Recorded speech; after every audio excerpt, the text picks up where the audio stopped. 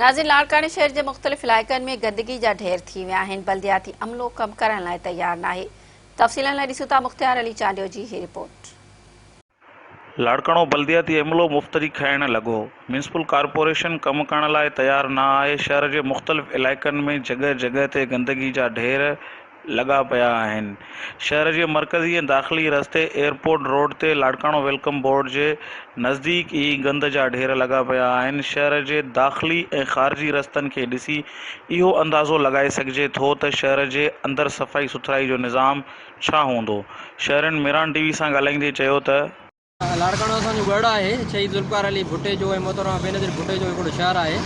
Minister भी हितों जा घणा आहिनि, इहे सभु हितों जा घणा, पर मक़सदु ॻाल्हि इहो आहे त हे दाख़िली रस्तो आहे, मेन एयरपोर्ट रोड जो रस्तो आहे। हालत इन जी आहे त गुज़िरियल केतिरनि सालनि खां रुगो लाड़काणे जो न पर मुंहिंजी सोच मुताबिक़ हे माना तालुकनि जो गंद कचिरो खणी बि अची जेको आहे हिते फिटी कयो थो वञे। वॾो ज़ुल्म आहे, इहे नाइंसाफ़ी आहे। बल्दिया जो सिस्टम इहो आहे त सभु निंड सुतल आहिनि, कोई कमु करे कोन थो। मेयर जो को कमु कोन्हे, ज़िले चेयरमैन जेके बि आहिनि सम्झ में ॻाल्हि हुनजी अचे कोन थी। आवाम अज़ाब जी ज़िंदगी गुज़ार रहियो आहे। हीअ तव्हां ॾिसी रहिया आहियो त हेपाटाइटिस बी सी HIV हितों न पखेड़बी त बाक़ी किथां पखेड़बी साईं।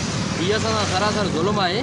असांजो जेको आहे सो पंहिंजो गवर्नमेंट खे इहा अपील आहे त ख़ुदा जे वास्ते तव्हांजो बि इतां ई गुज़र थिए थो, तव्हां मिनिस्टरनि जो इतां ई गुज़र थिए थो, तव्हां पाण ॾिसो था, इन ते अमल कयो।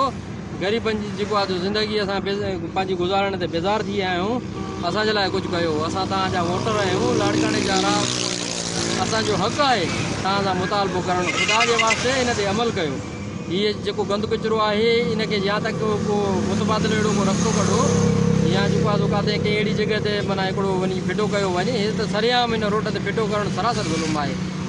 एॾो तमामु छा नालो गंदो थी वियो आहे हिन रोड सां। हिन रोड जा कम भला, हर शइ भला हुया, हाणे ख़बर न आहे अलाए छाजे करे पीपुल्स पार्टी ऐं छा नालो ढिलाई में लॻी वई आहे, अलाए छाजे करे। पीपुल्स पार्टीअ जा हिते बहुत वॾा VIP कम हुया, जेको अचण वञण में का शइ हिते दिक़त न ईंदी आहे। गंद कचिरो शइ लोकल गवर्नमेंट जो अलाए छा ढिलाई आहे, अलाए छा चक्कर आहे।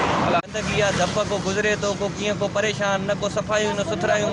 BP हुकूमत हुई, हाणे BP जो सम्झ में नथो अचे BP आहे या न आहे।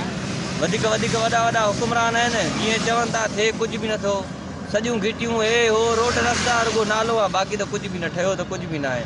ॾिसो था जेको लंघे थो तमामु परेशान आहे। धप कुछलायूं हलिया था वञनि, रोड ताईं रोड भरिया पिया आहिनि, का शइ जी ख़बर नथी पए। शहरियुनि सिंध सरकार खे अपील कंदे चयो त बल्दियाती अमलो कमु करणु नथो चाहे त उन्हनि खे नौकरियुनि तां फ़ारिग़ कयो वञे। कैमरामैन जवाद चांडियो सां गॾु मुख़्तियार चांडियो, मेरान TV न्यूज़, लाड़काणो।